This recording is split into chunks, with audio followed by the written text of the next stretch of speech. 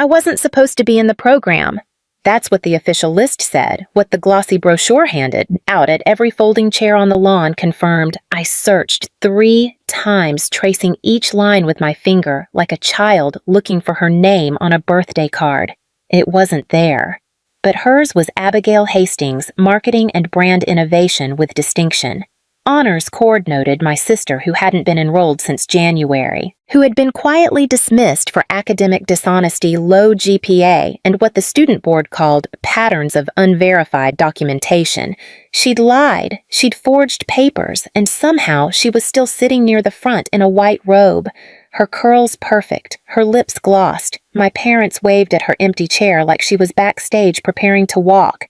I stood behind the last row, my gown wrinkled from being packed in a $7 garment bag. My hair was pinned up with 2 broken bobby pins. The chancellor's medal sat folded in an envelope inside my tote. They told me it would be announced live. No prior mention, not even in the program. That morning, I'd eaten half a banana and washed it down with cold coffee.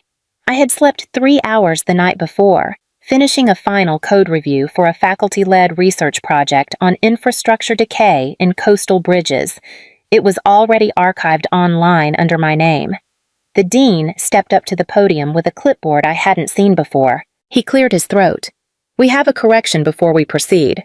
One of our previously listed candidates, Abigail Hastings, is not eligible for graduation." Gasps spread like wind through dry leaves. I didn't look toward my parents. I didn't have to. I felt it. The freeze in the air around their row, the halt of clapping, the small sounds people make when someone's mirror shatters in public. Then the chancellor stepped forward, but excellence often lives in quiet places. Her voice cut through the silence like a clean blade. "Please join me in recognizing engineering senior Claire, Hastings recipient of the Chancellor's Medal for Academic Resilience." And just like that, they turned to face the daughter they never expected to walk the aisle. It started long before college.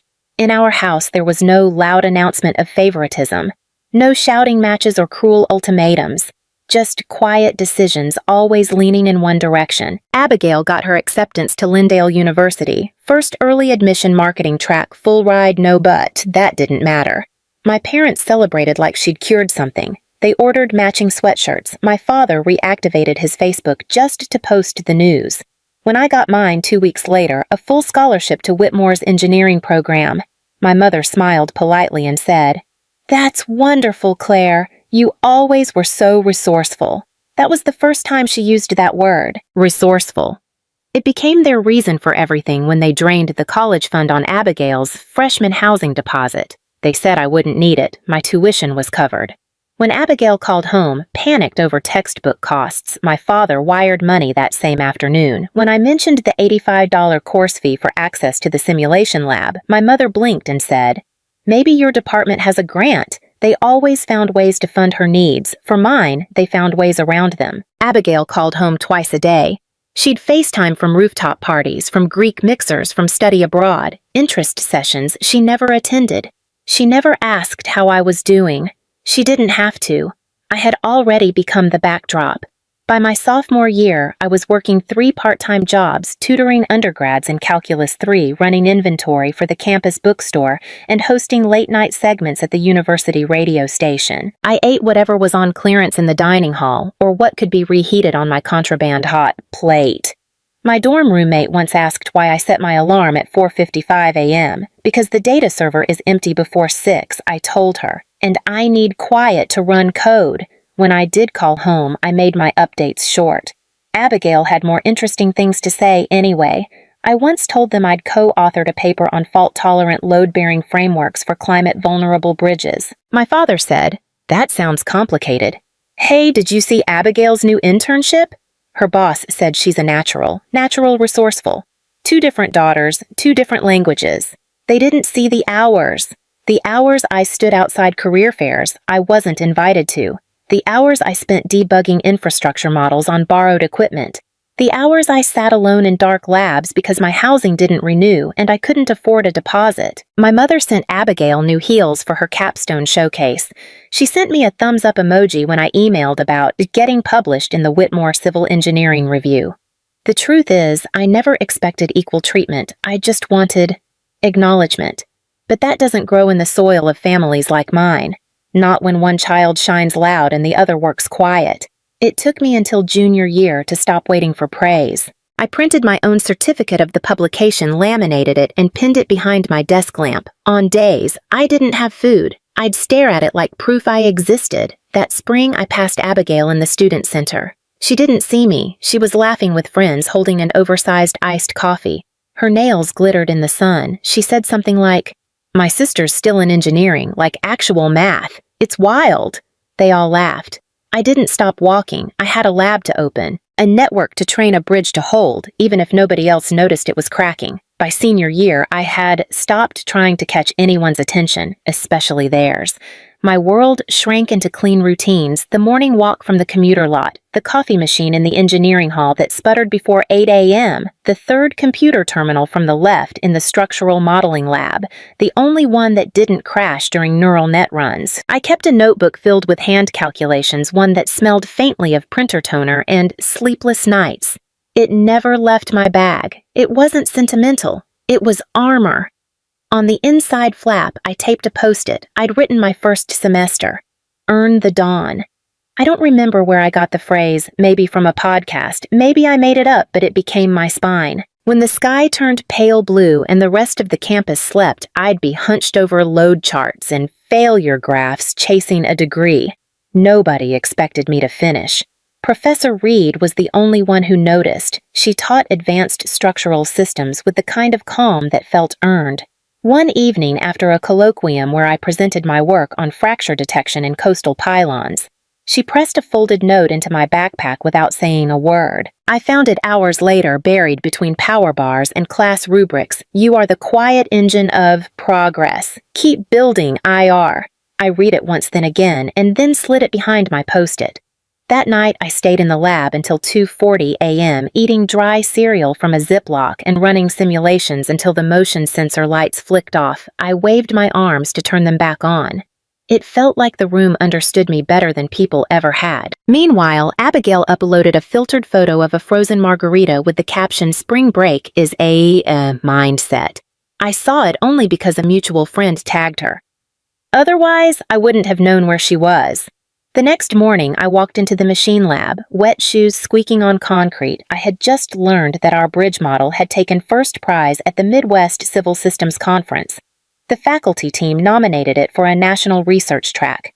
I forwarded the email to my parents. My mother replied with a single sentence, "I'm sure that'll look great on your resume."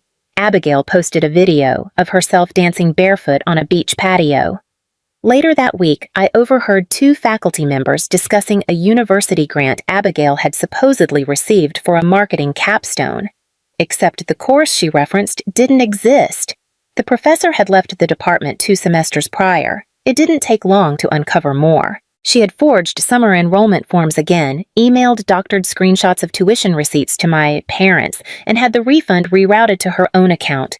With it, she rented a vacation house on the Emerald Coast.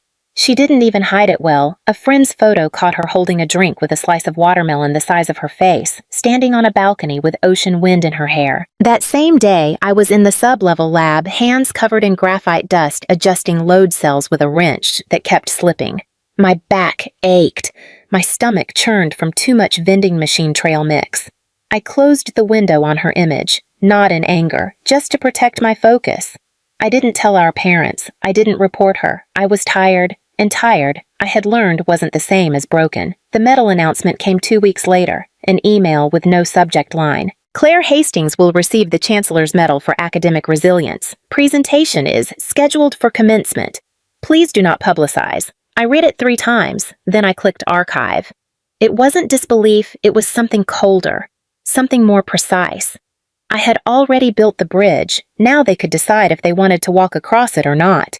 The email came quietly. No fanfare, no emoji, no accidental CC to the family group thread. Just a few lines from the dean's office per Chancellor Directive Medal recipient to remain unlisted until ceremony.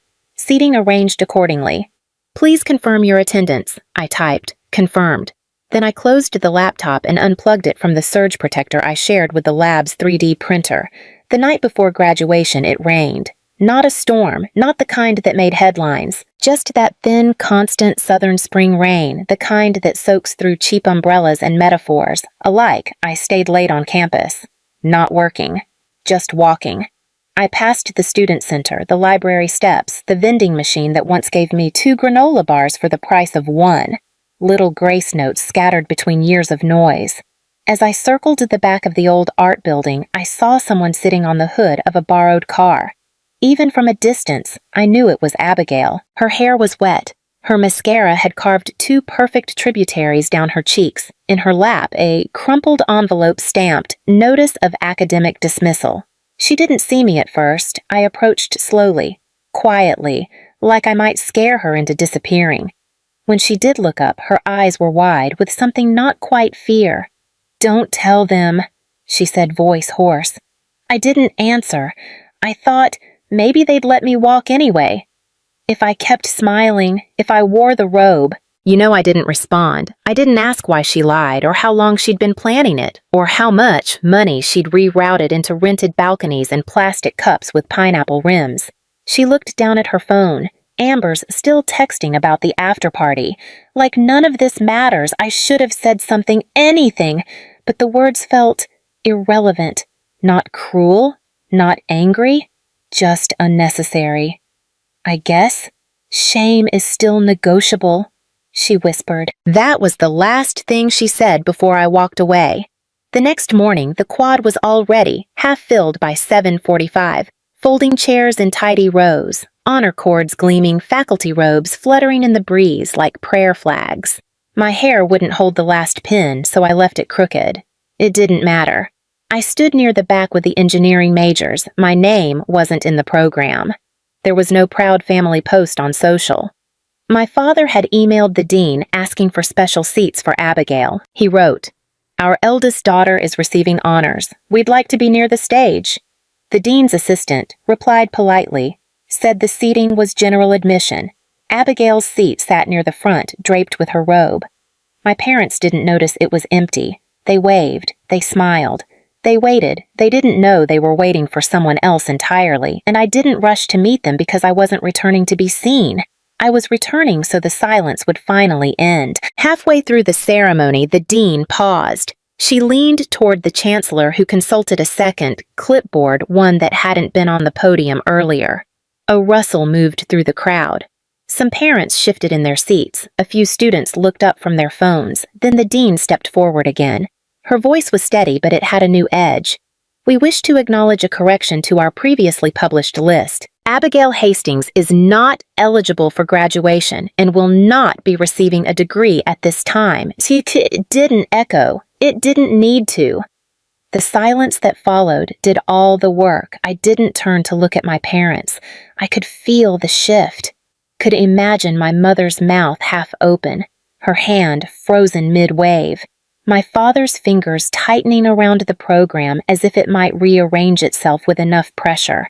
A low murmur rolled through the seating rows.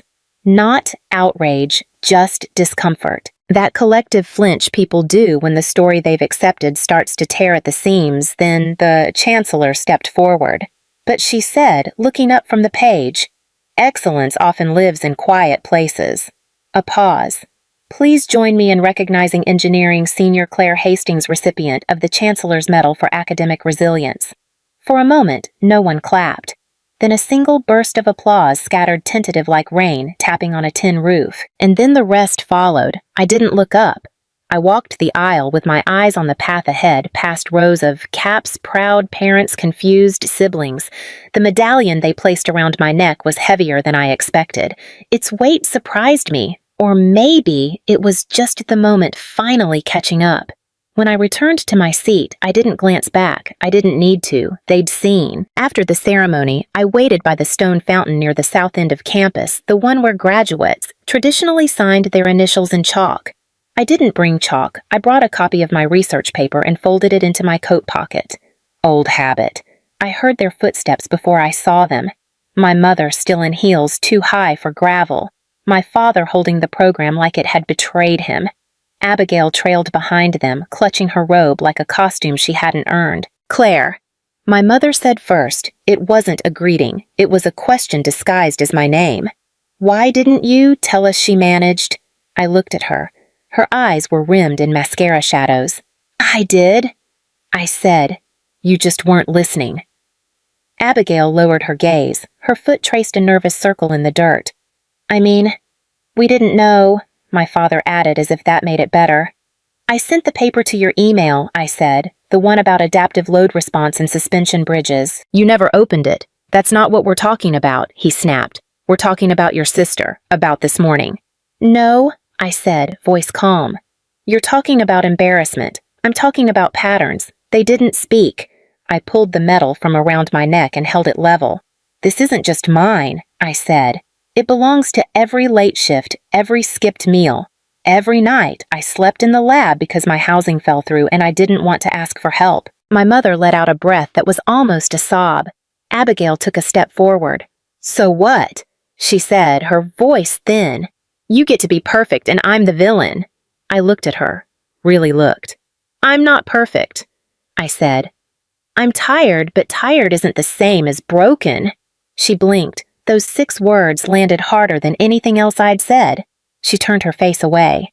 My father folded the program, precisely as if he needed to control at least one thing in that moment. I just don't understand, he muttered. Why hide it? I wasn't hiding, I said. You were looking the other way. The silence that followed was different than before. It wasn't awkward. It was conclusive. I turned back toward the quad, toward the empty stage, toward the crowd that had already started leaving. Where are you going? My mother asked softly.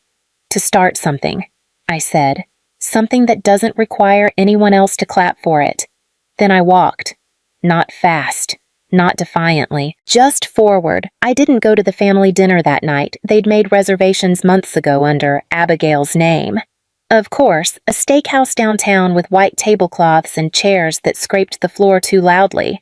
I imagined the 3 of them sitting there trying to explain the silence on the ride over, trying to rewrite the morning into something survivable. I spent that night folding laundry in the corner of my apartment, the one off campus I shared with 2 nursing students. My phone buzzed once, a message from my mother. Proud of you. Let's talk soon. I didn't reply. 3 weeks later, I boarded a flight to Seattle. It was a one-way ticket. I had accepted an offer from a structural engineering startup, entry-level modest pay, but full autonomy and access to projects that actually mattered. Floating bridge systems, tide-resistant pylons, infrastructure that adjusted in real time, things that held weight. On my first day, I pinned the Chancellor's medal to a corkboard above my desk, not centered, just enough to be visible. Beside it, I taped the post-it I'd carried for years. Earn the dawn, and Professor Reed's note, faded but intact. You are the quiet engine of progress. At lunch, I sat alone by the windows and watched gulls circle over the harbor. I pulled out a pencil and began sketching the early version of a load distribution model. Soft curves, tension lines, notes in the margins. It was the first time in years that my hands moved without exhaustion. Justice isn't a moment, it's a structure, something you build, slowly, beam by beam, until even the people who doubted the blueprint stand beneath it and call it shelter. In July, my mother emailed again. The message was longer this time. She wrote about refinancing the house, how they'd used part of what was meant for Abigail's tuition to settle debts. There was something apologetic in the phrasing, though the word sorry never appeared. She attached a photo of my father fixing a broken porch step. She called it progress. I forwarded it to my archive folder. Fall in Seattle came fast. The air turned sharp, salt mixed with pine. I bought a second-hand coat and began walking home from work, just to feel something shift between me and the pavement. On Thanksgiving morning, a letter arrived. No return address, but the handwriting was familiar. Inside was a single photo. Abigail, hair pulled back, standing beside a brick wall, holding a Habitat for Humanity hammer. Her smile was sheepish. Below, she'd written, "Beams don't care who hammers them, they just hold." I pinned it beneath the post-it, not as forgiveness, just as proof. One Friday evening, the company invited me to speak at my alma mater, Whitmore, during Alumni Week. I almost declined, but then I thought of the fountain of the chalk basin filled with names. I returned quietly. No fanfare. After my talk on adaptive systems and failure recovery, a student approached me. First year, nervous eyes wide. "Do you ever wish they noticed earlier?" she asked. "Your family, I didn't answer right away." Then I said, "No, I just wish I had stopped waiting sooner before leaving campus." I walked to the old fountain. It was freshly washed, names erased, a clean slate. I took a piece of white chalk from my bag and wrote 3 small letters near the base, CH. Next to it, I drew an anemometer, my first science fair project back in 5th grade. It had measured wind speed with plastic spoons and a straw. My father never came to see it. Wind motion balance, the things that moved without applause. As I stood brushing dust from my hands, I looked out across the lawn where once they had clapped for the wrong child, not knowing the other was holding everything together. They couldn't erase me now because I was never invisible, just inconvenient to acknowledge. Now I was unignorable, and I wasn't waiting for them to catch up.